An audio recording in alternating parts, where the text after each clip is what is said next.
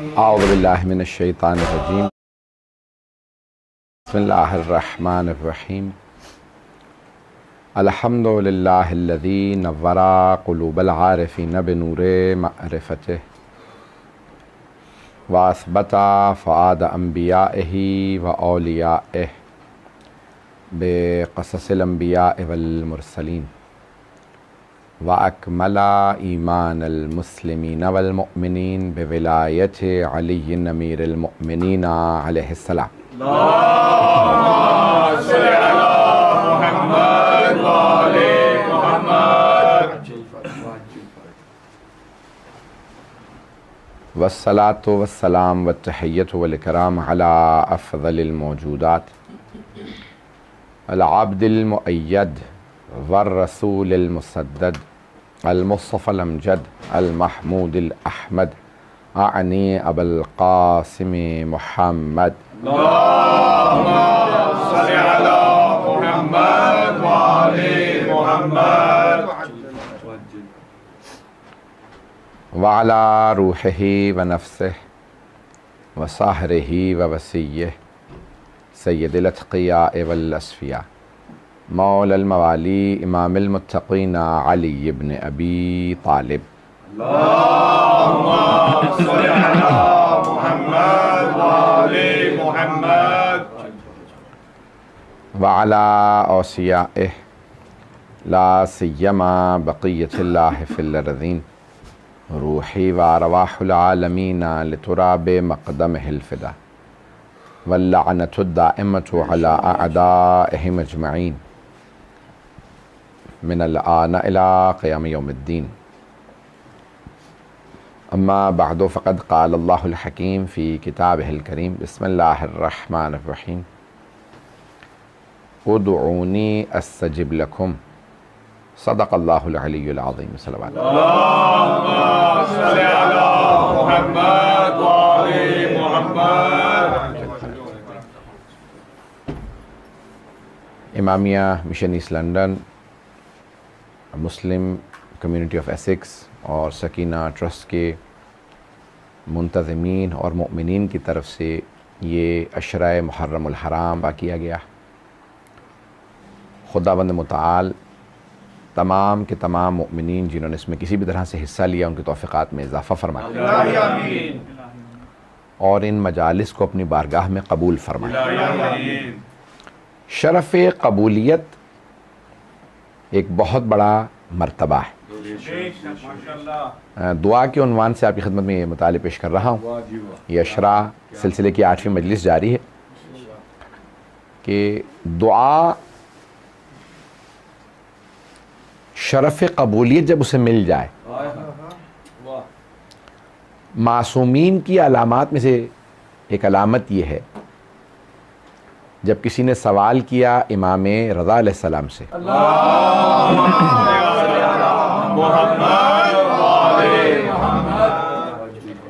جب پوچھا کسی نے کہ مولا علامت کیا ہے کہ کوئی اللہ کا نمائندہ ہے یا نہیں.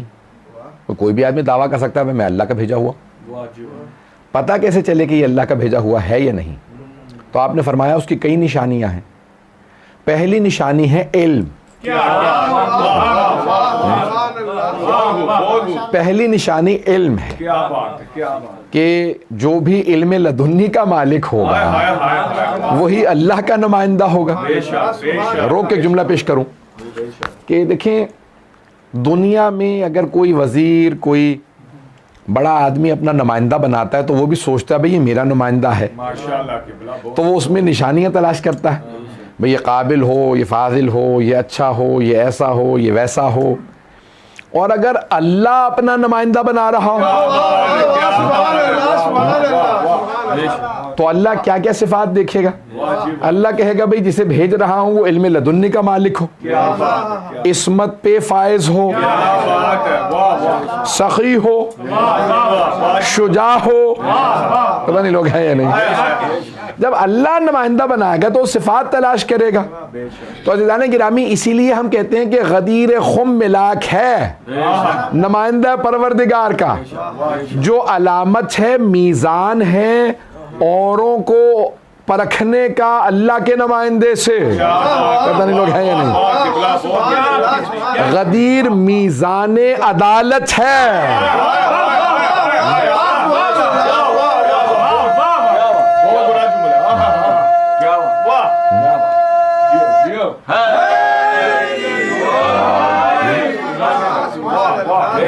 غدیر میزان عدالت ہے۔ بھئی انسان جب کسی کو بھی چنتا ہے تو کسی وجہ سے چنتا ہے۔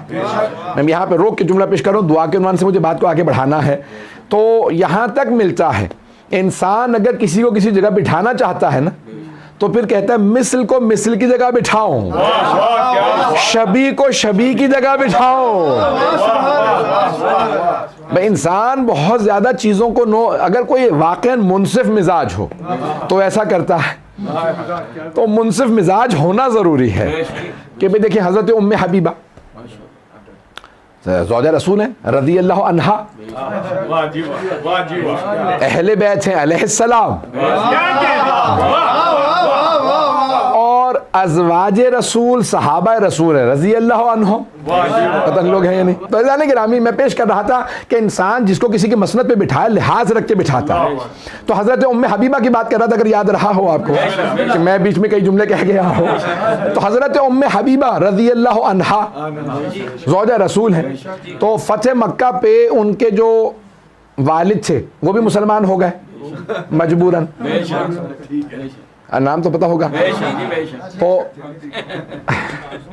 تو ابو سفیان جیسے آئے بیٹی سے ملنے کے لیے، کیا بیٹی مدتیں ہو گئی دیکھے تجھے، تو میں ملنے کے لیے آیا تھا، سلام کیا، وعلیکم السلام، تشریف لائیے گا، میں آپ کے لیے کچھ شربت لاؤں کچھ لاؤں، کہا نہیں، تو کہا تشریف رکھیے، بیٹھنے لگے، کہا بابا جان رک جائیں، تو انہوں نے حضرت ام حبیبہ نے بستر ہٹایا، کہا آپ بیٹھ جائیں۔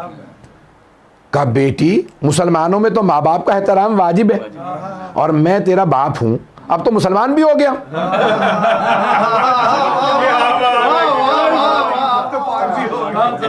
اور تم رسول کی زوجہ ہوتے ہوئے باپ کے لیے تم نے بستر ہٹا کے پھر کہا بیٹھ جاؤ۔ کہا بابا جان مسئلہ یہ ہے، یہ رسول خدا کا بستر ہے۔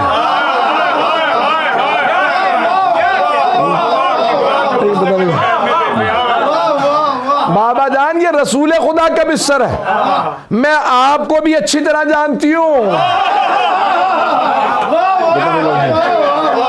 اور میں پیغمبر کو بھی پہچانتی ہوں، بابا جان آپ اس لائق نہیں کہ پیغمبر کے بستر پہ بیٹھے۔ آپ کی محبتوں کی نظر کر رہا ہے۔ میں نے کہا کل جہاں بات کو روکا تھا، اگر ذہنوں میں ہو، کہ میں نے کہا تھا کہ قرآن کریم کی آیت ہے وَمَا يَشَاءُونَ إِلَّا أَن يَشَاءَ اللَّهُ، تو ہم جب واسطہ بھی دیتے ہیں تو ایسوں کا واسطہ دیتے ہیں۔ سورہ حل عطا ہے نا ذہنوں میں، سورہ دہر ہے، تو بھئی اللہ بار بار قرآن میں بتا رہا ہے کہ اے اہل بیت آپ کچھ نہیں چاہتے سوائے اس کے کہ جو خدا چاہتا ہے۔ تو دنیا میں آل محمد وہ چاہتے تھے جو خدا چاہتا تھا، ان کی اپنی کوئی منشا نہیں تھی، پتہ نہیں لوگ ہیں یا نہیں۔ وہ کہتے تھے پروردگار ہمیں کچھ نہیں چاہیے، جو تجھے چاہیے، جو تجھے پسند وہ ہمیں پسند، جو تجھے چاہیے وہ ہمیں چاہیے، جو تیری منشا وہ ہماری منشا۔ اب آخرت میں اللہ کہے گا بھئی دنیا میں آپ جو چاہتے تھے، جو میں چاہتا تھا آپ چاہتے تھے، آخرت میں جو آپ چاہیں گے میں وہ چاہوں گا۔ دنیا میں اہل بیت وہ چاہتے تھے جو اللہ چاہتا تھا، اللہ آخرت میں کہے گا جو آپ چاہتے ہیں وہ میں چاہوں گا۔ تو اب اہل بیت کیا کہیں گے؟ بھئی ہم تو انہی کو چاہتے ہیں جو ہمیں چاہتے تھے۔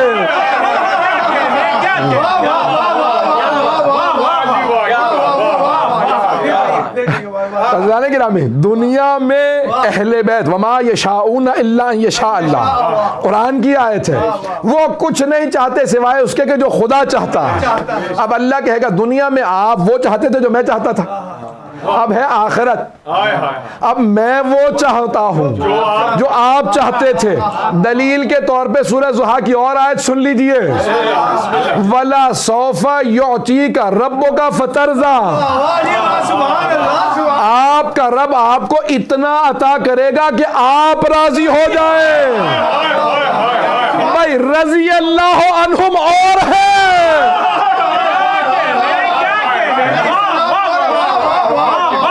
یہ آل محمد ہیں. اللہ کہہ رہا ہے کہ اتنا دوں گا کہ آپ راضی ہو جائیں. صحابہ وہ جو اللہ کو راضی کرنے کی کوشش کریں، رسول وہ، آل رسول وہ جنہیں اللہ کہے اتنا دوں گا کہ آپ راضی ہو جائیں. اب چھٹے امام سے پوچھا کہ بھئی اللہ کیا دے گا کہ پیغمبر راضی ہوں گے؟ کہ حق شفاعت، حق شفاعت.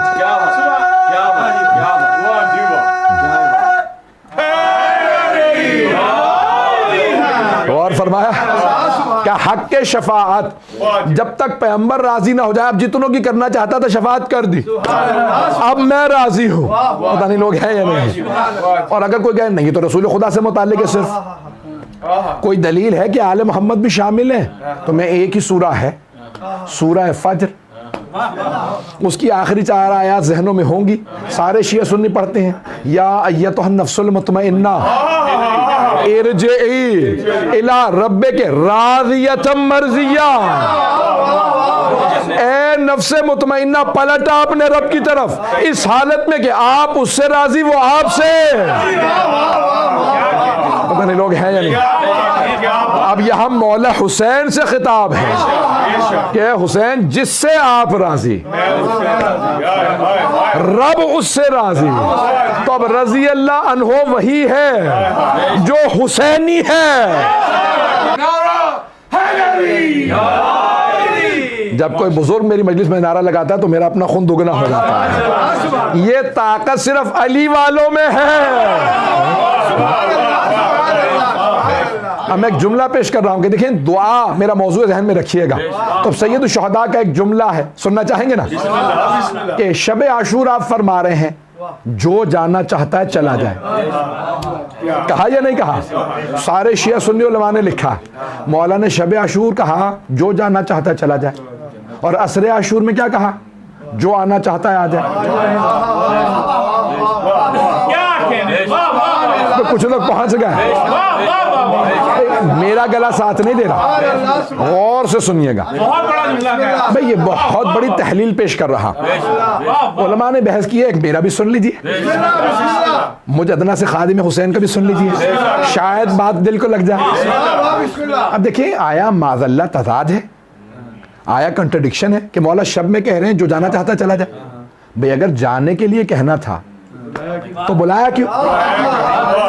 اور اگر بلانا ہی تھا تو جانے کے لیے کیوں کہا؟ پتہ نہیں ہے یا نہیں ہے. کچھ لوگ ہیں. اچھا اب عصر یعنی شب عاشور کہہ رہے ہیں جو جانا چاہتا ہے چلا جائے. پھر یہاں تک کہ عباس چراغ گل کر دو، کوئی شرم نہ کر جائے، جانا چاہ رہا ہو تو چلا جائے. کوئی نہیں گیا. اور عصر میں کہہ رہے ہیں حل من ناصر ینصرنا، جو آنا چاہتا ہے آ جائے، اور کوئی نہیں آیا. توجہ نہیں پہنچا پایا. توجہ بھائی کنٹرڈکشن نہیں ہے. شب میں اپنوں میں کہہ رہے تھے، شب میں رات میں اپنوں میں کہہ رہے تھے جو جانا چاہتا چلا جائے، اور کوئی نہیں گیا. عصر میں دشمنوں میں کہہ رہے تھے جو آنا چاہتا ہے آ جائے، کوئی نہیں آیا. بھائی سمجھانا یہ چاہ رہے تھے میرے والوں میں کوئی برا نہیں، میرے دشمنوں میں کوئی اچھا نہیں.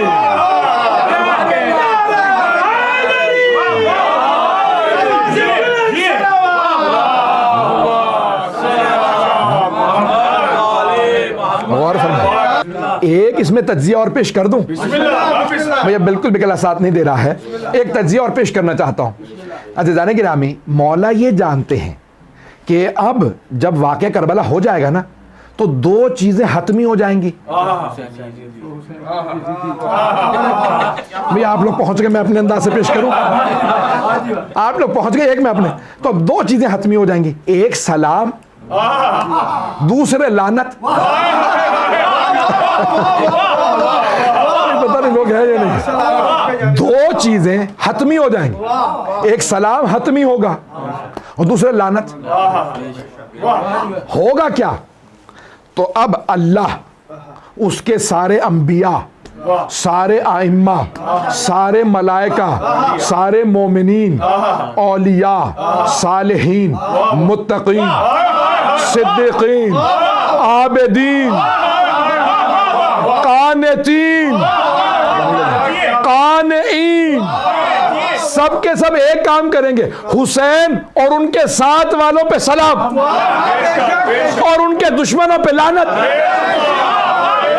پتہ نہیں لوگ ہیں یہ پتہ نہیں۔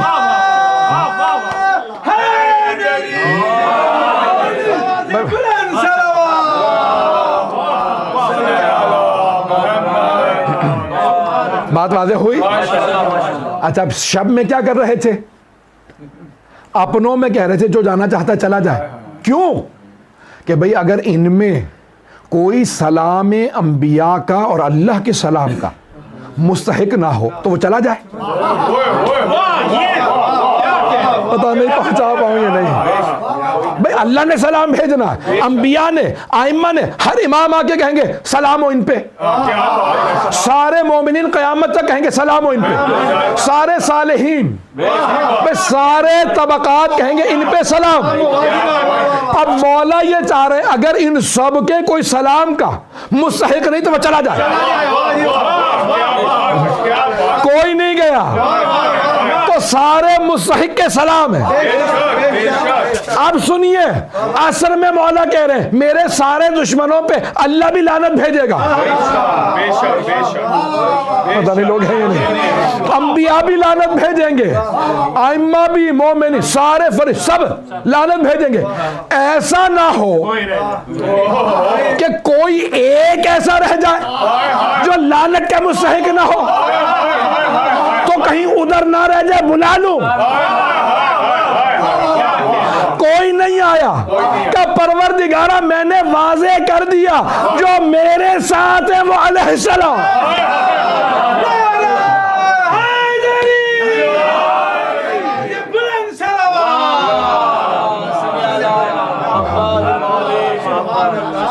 بات واضح ہوئی؟ تو عزیزان گرامی، سید الشہداء سمجھا یہ رہے ہیں جو حسینی ہے اس پہ سلام ہے، جو یزیدی ہے اس پہ لعنت ہے۔ تو عزیزان گرامی، یہ جو آپ جملے کہتے ہیں نا، ان ایک ایک جملوں کے اندر کوئی نہ کوئی قیمت ضرور ہے، اور وہ قیمت کوئی ادا نہیں کر سکتا سوائے اللہ کے۔ تو جزا اس کا کام ہے، تو اللہ سبحانہ و تعالیٰ جزا دے گا۔ اب یہاں میں جو دعائیں ہم مانگتے ہیں، تو یہ آخری ایام میں ہر آدمی آتا ہے، حتیٰ میں نے دیکھا ہے ہر جگہ، یہ نہیں کہ صرف بڑے شہروں میں، چھوٹے شہروں میں، گاؤں میں، بستیوں میں، صرف شیعہ نہیں سب آ جاتے ہیں، جو نہیں مانتے وہ بھی آ جاتے ہیں، ہندو بھی آ جاتے ہیں، عیسائی بھی آ جاتے ہیں، جو پورے سال مخالفت کرتے ہیں وہ بھی شب عاشور آ جاتے ہیں، اور آپ کو کپڑوں سے، پتہ نہیں بات پہنچا پایا ہوں یا نہیں، کپڑوں سے، رہن سہن سے اندازہ ہو جاتا ہے کہ کون، پتہ نہیں لوگ ہیں یا نہیں ہے یا نہیں ہے۔ اچھا، پھر جو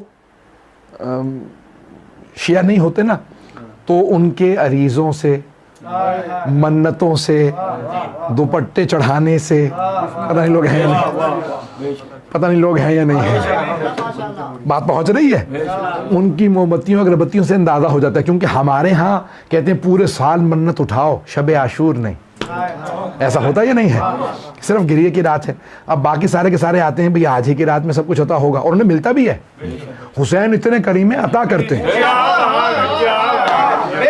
بھئی حسین تو اتنے کریم ہیں، وہ یہ نہیں دیکھتے اپنا ہے بیگانہ ہے، جو آ گیا وہ خالی نہ جائے۔ ارے ان کے در پہ تو حر آ گیا تو علیہ السلام بن گیا۔ میں کسی بہت بزرگ، بہت مدتوں کی بات ہے، تو کسی بہت بزرگ اس ایک حوضے کے آیت اللہ بزرگ عالم دین ہے، تو زیارات پہ اکٹھے تھے، تو اتفاقاً میں ملا، تو میں نے کہا آقا زیارت کی قبولیت کی کوئی علامت؟ تو کہ میری زیارت قبول ہوئی نہیں ہوئی ایک ہوتا ہے۔ کہنے لگے ارے حسین نے تو بیگانوں کو رد نہیں کیا،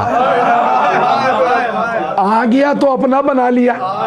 تم تو پھر اپنے ہو. پتہ نہیں لوگ ہیں یا نہیں ہیں, پتہ نہیں بات پہنچ رہی ہے نہیں پہنچ رہی ہے. تو حسین ابن علی نے تو اگر بیگانہ بھی آیا نا, کہا آ گئے ہو نا, تم یزیدی لشکر میں تھے, آ گئے ہو تو اپنے ہو.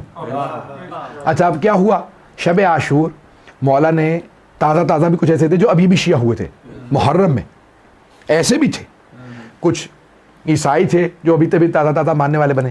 تو مولا نے کیا کیا کہ جناب عباس سے کہا, اور دیکھیں کسی اور سے نہیں کہا, مولا عباس سے کہا چراغ گل کر دیں. بھائی یہ معاذ اللہ امکان نہیں تھا کہ جناب عباس چلے جاتے. پتہ نہیں لوگ ہیں یا نہیں بھائی, جب پتہ نہیں لوگ ہیں یا نہیں ہے بھائی, مولا نے جب سب سے کسی سے نہیں کہا تو بھائی جانے میں جناب عباس بھی, لیکن جس پہ انسان کو یقین ہو کہ میرا ہاتھ جس کا ہاتھ ہے, تو کہا میں نہیں چراغ گل کرا, عباس آپ چراغ گل کر دیں.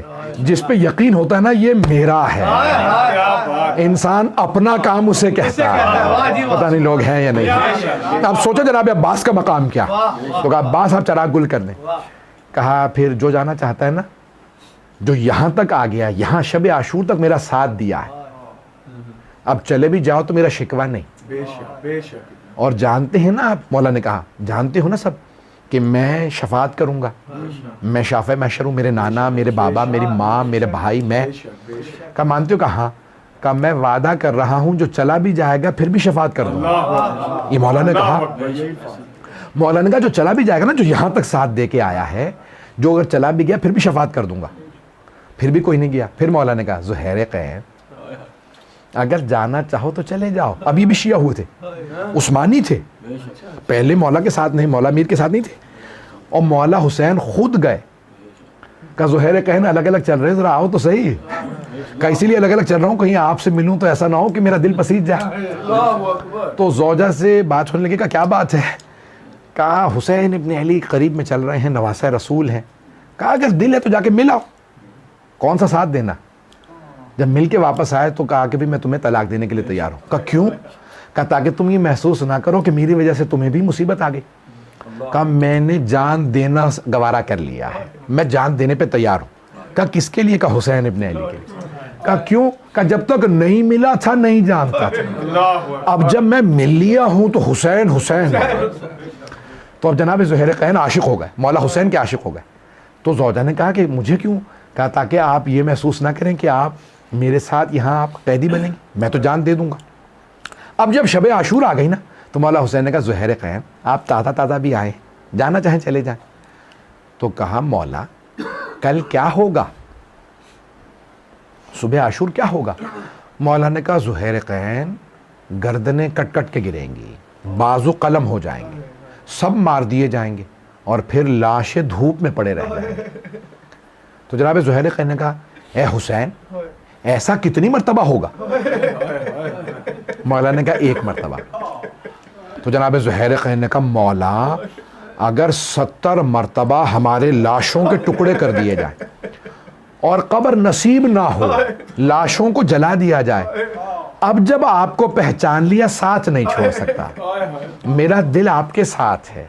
یعنی مولا کہلوا رہے ہیں کہ دیکھ لو جو میرے ساتھ ہیں ان کا یقین کتنا بلند ہے, جو عاشق حسین ہو. تو بس بھائی, تو میں نے آج ساری تمہید باندھی کہ یہ دعائیں ہیں جو اثر رکھتی ہیں. تو اس لیے ہم کہتے ہیں اہل بیت کے وسیلے سے مانگیں, ان کے صدقے میں مانگیں, ان سے مانگیں. اور اہل بیت سے ہم کہتے ہیں تو یہ نہیں کہتے کہ خدا نہیں, بلکہ خدا کے ولی ہیں, یہ خدا کے حجت ہیں. آئیں ذرا میں تھوڑا سا آپ کو تمہید باندھوں گا. آج کیونکہ 8 محرم کی شب ہے تو دنیا میں رسم ہے شیعوں کے درمیان کہ عباس ابن علی کے مصائب ہوتے ہیں. میں بھی مصائب پہ نہیں آیا, لیکن میرا آپ سے وعدہ ہے کوئی آنکھ ایسی نہیں ہوگی جس میں آنسو نہ ہو, کیونکہ آج کسی میدان کربلا کے فوجی کے نہیں, سپہ سالار کے مصائب ہیں. اب میری طرف دیکھیے گا, میں نے دعا موضوع رکھا, دعا ہے نا موضوع میرا ذہنوں میں ہے, وہ علی جو مشکل کشا ہو, جنہوں نے ہمیشہ لوگوں میں بانٹا ہو, اگر وہ مانگیں, وہ دعا مانگیں اور کہیں پروردگارہ عباس سا بیٹا دے دے. اب سوچئے کہ جو علی کی دعا کا نتیجہ ہو، اس عباس کا مقام کیا ہوگا علیہ الصلوۃ والسلام. تو بڑا مقام ہے حضرت عباس کا. پتہ نہیں میں پہنچا پاؤں یا نہ پہنچا پاؤں. تو کوئی بھی آج بخل نہ کرے، میرے ساتھ چلیے گا. میں فضائل پیش کر رہا ہوں لیکن اسی میں میرا آپ سے وعدہ ہے کہ ہر آنکھ میں آنسو آ جائے گا. تو جناب عباس، اب جب علی نے دعا مانگی، پروردگارا ایک ایسا بیٹا دے کہ جو میدان کربلا میں میری نمائندگی کرے، کیونکہ حسین تو رسول کی نمائندگی کر رہے ہیں نا. پتہ نہیں لوگ ہیں یا نہیں. امام حسین گئے رسول خدا کی طرف سے، تو مولا نے کہا کہ کوئی ایسا بیٹا ہو جو میں کہوں یہ میری طرف سے گیا. تو پروردگارا ایک ایسا بیٹا دے جس علی کے حسن حسین جیسے بیٹے ہوں، محمد حنفیہ، جعفر ہوں، عبداللہ، وہاں وہ علی کہیں ایک ایسا بیٹا. اللہ کہے اے علی آپ نے مانگا، جا پھر میں نے عباس دیا. اب سوچیں کیا مقام ہے. ایسا بیٹا جو علی کی دعا کا نتیجہ، پھر کیا بنے؟ باب الحوائج. پتہ نہیں لوگ ہیں یا نہیں. چلیں گے نا. آپ سمجھ میں آیا باب الحوائج کیوں؟ کیونکہ علی کی دعا کا نتیجہ ہے. اچھا آپ جانتے ہیں کیا؟ جناب عباس اہل بیت کی محبتوں کا مرکز ہے. سب کو بڑی محبت. ہر امام نے نام لیا ہے، اور صرف ائمہ نے نہیں، بیویوں نے بھی نام لیا ہے. بیویوں نے بھی نام لیے ہیں. اچھا جناب زینب کی تو محبت سب کو معلوم ہے کہ جناب زینب، میں ایک جملہ کہوں، جناب عباس کی جب ولادت ہوئی نا تو واحد ہستی ہیں کہ جن سے متعلق دونوں مولا حسین اور جناب زینب نے جناب امیر سے کہا. دونوں نے کہا کہ جناب زینب نے کہا بابا اپنا یہ بیٹا مجھے دے دیں. 22 سال بڑی ہیں جناب زینب. تو کہا بابا اپنا یہ بیٹا مجھے دے دیں، میں پالوں گی. تو مولا نے جانتے کیا کہا؟ زینب آپ سے پہلے حسین نے مانگ لیا. کہ جناب عباس یعنی دونوں جس کے عاشق ہوں. میں آپ کے سامنے کیسے پیش کروں؟ آپ نے سنا ہے نا اکثر کہ جناب جبرائیل آتے تھے مولا حسین کا جھولا جھلانا، ہے نا. کتنی دفعہ آیا حدیث میں کہ جناب جبرائیل آ کے کہتے تھے بی بی سے، بی بی کچھ دیر میں جھولا جھلا دیں، آپ چکی پیسیں میں جھولا جھلا دوں گا. اور اگر حسین کسی کا جھولا جھلائے، سوچیں جناب عباس کون ہیں. تو بس بھئی پیش کروں گا. تو جناب عباس عام ہستی نہیں ہے، اور کیا رتبہ ہے، کیا مقام ہے. ایک جملہ پیش کرنا چاہتا ہوں. اہل پنجتن کی محبتوں کا مرکز ہے. جناب عباس کے نام میں عین علی سے ہے، بے بطول سے ہے، الف احمد سے ہے، اور سین حسنین سے ہے. تو میں کہہ رہا ہوں سب کی محبتوں کا مرکز. جناب سیدہ کی بھی. بہت بڑے ایک جید عالم مجتہد، وہ کہتے ہیں میں نے خواب میں دیکھا سید تھے کہ جناب سیدہ آئی ہیں برقعے میں. کہا کیا بات ہے، تو ہر روز میرے بیٹے کی زیارت کیوں نہیں کرتا کربلا میں رہتے ہوئے؟ کہا بی بی خدا کی قسم میں ہر روز آپ کے بیٹے حسین کی زیارت کرتا ہوں. کہا نہیں میں اپنے بیٹے حسین نہیں عباس کا کہہ رہی تھی. تو حسین کی زیارت ہر روز کرتا ہے، عباس کی ہفتے میں ایک دفعہ. کہا میرے بیٹے عباس کی بھی ہر روز، جنہیں جناب سیدہ اپنا بیٹا کہیں. پتہ نہیں بات پہنچی کہ نہیں. سوچیں جناب عباس کا مقام کیا ہے. بہت عظمت ہے. اچھا اب ایک جملہ پیش کر رہا ہوں، میں فضائل پیش کر رہا ہوں لیکن آنکھوں میں ہر آنکھ میں آنسو ہے. سنیں گے جملہ؟ میں جانتا ہوں آپ تھک گئے، 8 محرم ہو گئی، مسلسل رو رہے ہیں، مسلسل مجالس سن رہے ہیں.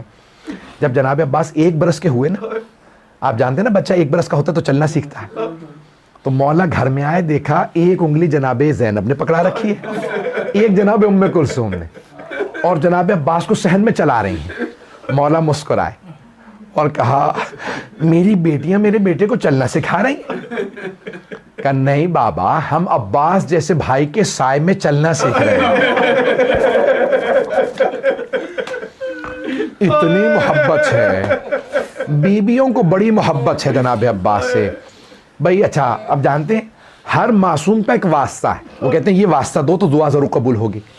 جانتے ہیں جناب عباس کا کیا واسطہ ہے؟ اب مولا علی کا واسطہ ہے جناب زینب.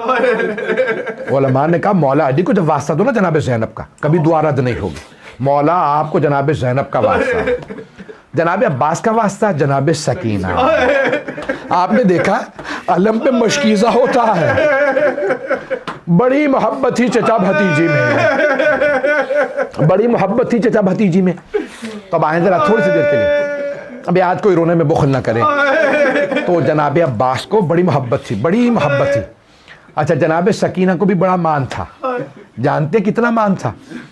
اتنا مان تھا کہ جب روز عاشور جس خیمے میں مشکیزیں رکھے تھے نا پانی کے، تو وہاں کہیں بچے اندر چلے گئے اور مشکیزیں ہلا ہلا کے دیکھ رہے تھے شاید پانی رہ گیا ہو. جب پانی نہیں نہ پایا تو جناب عباس نے محسوس کیا بچے ہیں، خیمے کے اندر آئے. کہا بچوں کیا بات ہے؟ تو وہاں جناب سکینہ نے بس ایک جملہ کہا چچا عباس آپ کی زندگی میں میں پیاسی ہوں. بڑے غیرت مند سے جناب عباس برداشت نہیں کر سکے. کہا بی بی یہ مشکیزہ لیجئے، اپنے بابا سے کہیں مجھے پانی لانے کی اجازت دے دیں. صبح سے جناب عباس بار بار کہتے تھے مولا مجھے جنگ کی اجازت تو دیجئے. تو مولا ایک ہی جملہ کہتے عباس آپ میری فوج کے، میرے لشکر کے سپہ سالار. جب جناب حبیب کا لاشا آیا نا تو جناب عباس نے کہا مولا یہ بھوکے پیاسے اصحاب کہاں لڑ پائیں گے، مولا ایک مرتبہ مجھے مہلت دیجیے، میں بتاؤں ان اشقیاء کو، میں بتاؤں گا کہ جنگ کیسے ہوتی ہے. کہا نہیں عباس آپ میرے لشکر کے سپہ سالار ہیں. جب ظہر کا وقت قریب آیا نا اور جناب اون و محمد کے لاشیں آئے، اب جناب عباس سے رہا نہیں گیا. کہ مولا جنہیں گودوں میں پالا تھا اب ان کے لاشیں آنے لگے ہیں، مولا ایک مہلت دے دیں. کہا نہیں عباس آپ میرے لشکر کے سپہ سالار ہیں. اب جناب عباس بڑے غیرت مند تھے. کہا مولا وہ لشکر کہاں ہے جس کا میں سپہ سالار ہوں؟ تو بس بھئی اب جناب عباس نے ظہر کے بعد جناب سکینہ سے کہا بی بی اپنے بابا سے کہیں مجھے پانی لانے کی اجازت دے دیں. تو جناب سکینہ نے کہا بابا چچا سے کہیں مجھے پانی لا دیں. اب مولا حسین نے جناب عباس کو دیکھا. میں اپنے انداز سے پیش کروں کیا کہا ہوگا؟ عباس اب آپ ایسا واسطہ لائے ہیں جو میں رد نہیں کر سکتا. عباس آپ کو پانی لانے کی اجازت ہے. بہت جناب عباس خوش ہوئے، فوراً مشکیزہ لیا، کاندھے پہ رکھا، علم ہاتھ میں لیا. بس ایک جملہ میں نے سارے مصائب تمام کر دیا. جانتے ہیں کیا کہا؟ کہا عباس پانی لانے سے پہلے آخری مرتبہ ذرا زینب سے مل لیجیے گا، ذرا زینب سے الوداع کر لیں.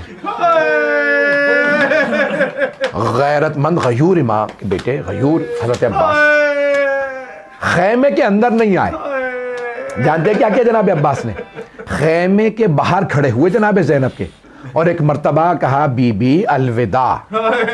بس جناب زینب نے جیسے ہی سنا نا فوراً خیمے کا پردہ ہٹایا. کہا عباس ذرا کچھ دیر کے لیے خیمے کے اندر آ جائیں، اب اگر دیکھ سکے تو دیکھیے گا. تو جناب زینب نے دونوں باہیں جناب عباس کے گلے میں ڈال دی اور ایک جملہ کہا. کہا عباس جب میں پہلی مرتبہ کوفے آئی تھی تو بابا نے مجھ سے کہا تھا زینب آپ کو اسی شہر میں قیدی بنا کے لایا جائے. عباس میں سوچا کرتی تھی کس کی جرت ہوگی مجھے قیدی بنانے، میرا عباس جیسا بھائی ہے. لیکن عباس مجھے پورا یقین تھا قیدی بنائی جاؤں. کیوں؟ کیونکہ بابا نے کہا تھا.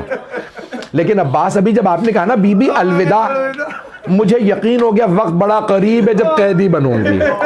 جناب عباس سے برداشت نہیں ہوا، آنسو بہنے لگے. بس بے میرے سینے میں دم نہیں ہے، میرے گلے میں دم نہیں. جملہ سن لیجئے گا. جناب عباس فوراً خیمے سے باہر آئے. آخری جملے 2 سے 4 منٹ کی زحمت. جناب عباس فوراً گھوڑے پہ سوار ہوئے. مرحوم عطیہ اللہ اشتہادی نے جملہ لکھا ہے کہ راستہ روکنے والی جو فوج تھی نا اس میں صرف تیر انداز 4000 تھے. 4000 تیر اندازوں نے راستہ روکا. عمر سعد نے کہا روک لو، یہ علی کا بیٹا، اگر اس نے پانی پی لیا تو پھر کشتوں کی پشتے لگا دے. کہا جانے مت دینا. 4000 تیر انداز کھڑے ہوئے. لیکن جیسے جناب عباس نے اپنی سواری میدان میں اتاری وہ 4000 تیر انداز بھاگنے لگے جیسے شیر کے آنے پہ بکریاں بھاگتی ہیں. اب میری طرف دیکھیے گا، روایت کے الفاظ ہیں، علماء بڑے بڑے بزرگ علماء فرماتے ہیں، کہتے ہیں کہ جیسی مولا عباس چلے نا، علم ہاتھ میں تھا، تو ایک بچی سارے بچوں کو لے کے خیمے سے باہر آ گئی اور اشارہ کرنے لگی بچوں وہ جو علم جا رہا ہے نا وہ میرے چچا عباس ہیں، بس ابھی چچا پانی لائیں گے، میں ہاتھوں سے سیراب کروں گی. بچوں کی امیدیں بندھ گئیں. ہر بچے کے ہاتھ میں کوزہ تھا. میرے دیکھیے گا، ایک مرتبہ علم نشیب میں اترا. بی بی نے کہا یہ میرے چچا فرات میں اترے ہیں. علم دوبارہ نشیب سے نکلا چلا. بی بی نے ایک مرتبہ کہا بچوں یہ میرے چچا عباس پانی بھر کے واپس آ رہے ہیں. ہر بچے کے لب خشک تھے, ہر بچہ تڑپ رہا تھا. میرے طرف دیکھیے گا, اچانک علم لڑکھڑانے لگا. جناب سکینہ کچھ دیر دیکھتی رہی, پھر اپنا کوزہ زمین پہ رکھا. کہا بچوں کوزے زمین پہ رکھ دو, میں دعا کروں گی تم آمین کہنا. بی بی نے چھوٹے چھوٹے ہاتھوں کو اٹھایا, کہا پروردگارا میرے چچا کی خیر ہو. وہاں ایک ملعون نے جناب عباس کا چھپ کے پیچھے سے وار کیا, دایاں بازو قلم کر دیا. جناب عباس نے فوراً علم اور مشکیزہ بائیں ہاتھ میں پکڑا, اس نے بایاں ہاتھ کاٹ دیا. جناب عباس نے علم کو رہنے دیا, مشکیزہ دندان مبارک سے پکڑا. ایک ملعون نے تیر چلایا, کچھ نے لکھا یہ بھی ہرملہ تھا, اس نے ایک مرتبہ تیر چلایا, مشکیزے میں پیوست ہوا, سارا پانی بہہ گیا. جناب عباس نے سواری کو روک دیا, کہا میں بی بی سے پانی کا وعدہ کر کے آیا تھا, اب میں خیمے میں واپس نہیں جاؤں گا. ایک مرتبہ جب سب نے دیکھ لیا نا کہ جری کے بازو نہیں ہے, عمر سعد نے کہا بازو نہیں ہے قریب سے وار کرو. سب قریب سے تیر چلانے لگے, پورے سینے میں تیر تھے. ایک ملعون نے تیر چلایا, جناب عباس کی دائیں آنکھ میں لگا. آپ جانتے ہیں نا اگر آنکھ میں پھانس بھی لگ جائے, جب تک نکال نہ دو درد کم نہیں ہوتا, لیکن اگر کسی کے ہاتھ نہ ہو وہ تیر کیسے نکالے. جناب عباس نے سر کو جھٹکا, تیر نہیں نکلا. مولا نے سر جھکایا, دونوں گھٹنوں سے تیر کو پکڑا, جیسے ہی کھینچا تکلیف ہوئی. زندگی میں پہلی مرتبہ کا مولا میری مدد کو آئیے. صحابہ رحمت میں مولا حسین نے زلجنا کو ایڑ لگائی, کہا زلجنا میرے بھائی تک پہنچا دے. زلجنا ایک مقام پہ رک گیا, مولا نے زمین پہ دیکھا ایک بازو پڑا تھا. مولا زلجنا سے اترے, بازو کو اٹھا کے سینے سے لگایا, کہا یہ میرے بھائی کا بازو ہے. آگے بڑھے, دوسرا بازو ملا, سینے سے لگایا. آخری جملہ, میں پوری شہادت نہیں پڑھوں گا, اب آپ برداشت نہیں کر پا رہے. آخری جملہ, مولا حسین نے سر اٹھایا غازی کا, اپنے زانو پہ رکھا. جناب عباس نے سر اپنا مولا کے زانو سے اتار دیا, مولا نے پھر اٹھایا, سر زانو پہ رکھا. جب تیسری مرتبہ مولا حسین نے زانو پہ سر رکھا, ایک مرتبہ کا عباس میں حسین ہوں. جناب عباس نے کہا مولا میں نے پہچان لیا. کہا عباس جب پہچان لیا تو پھر بار بار میرے زانو سے سر کیوں اتارتے ہیں؟ کہا مولا اس لیے کہ میرا سر آپ کے زانو پہ ہے, آپ کا سر کس زانو پہ ہوگا؟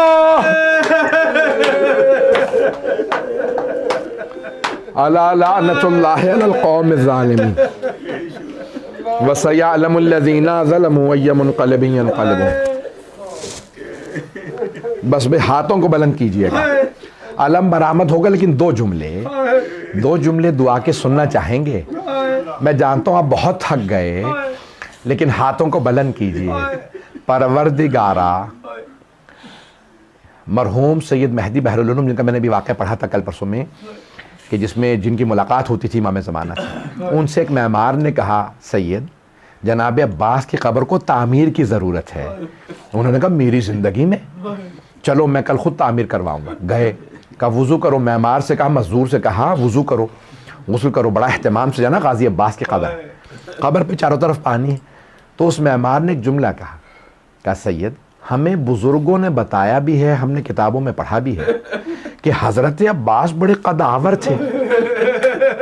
اتنے قدآور جوان کی قبر اتنی چھوٹی کیوں ہے؟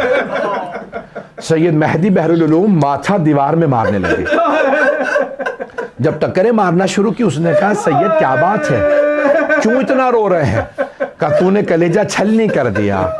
کہا کیوں؟